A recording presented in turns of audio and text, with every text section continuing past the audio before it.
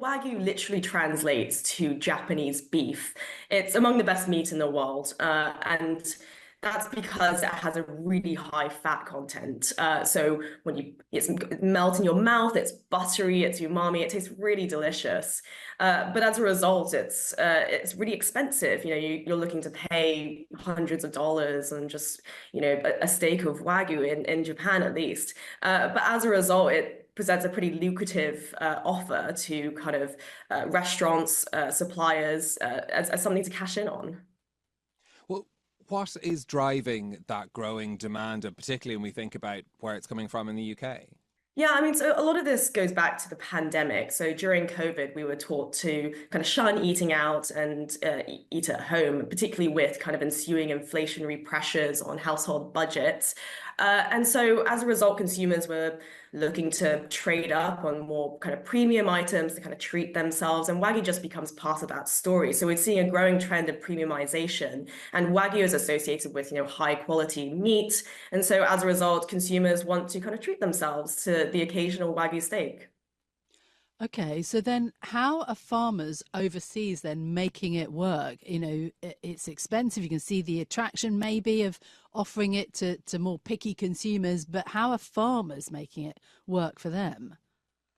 Yeah, so what's really interesting is that in Japan, there are four official Wagyu breeds.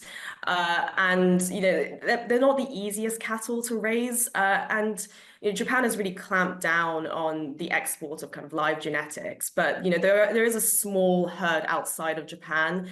So one of the ways that overseas farmers are making this work is by breeding Wagyu cattle with some of their local dairy herds. So in the UK, at least, we see a lot of kind of crossbreed cattle. So you mentioned earlier that that the number of Wagyu cattle in the UK has more than doubled last year to more than 35,000, and the majority of that are crossbreed cattle, and that's one of the ways that farmers are kind of are able to scale up a lot quicker and meet that growing demand for Wagyu. Jennifer, have you tasted both of them, and is there a difference? Yeah, there definitely is. Listen, and if you were to put a British Wagyu steak in front of a Japanese consumer, I think they'd be expecting something a lot different too. The farming techniques in the UK are different. The kind of feed that they're given is different. It's a lot more grass-based, and it does affect the texture of the meat and the taste. It's a bit chewier in the UK. In the UK, we're more used to chewy steaks. But it is a better quality steak. It does have a higher fat content.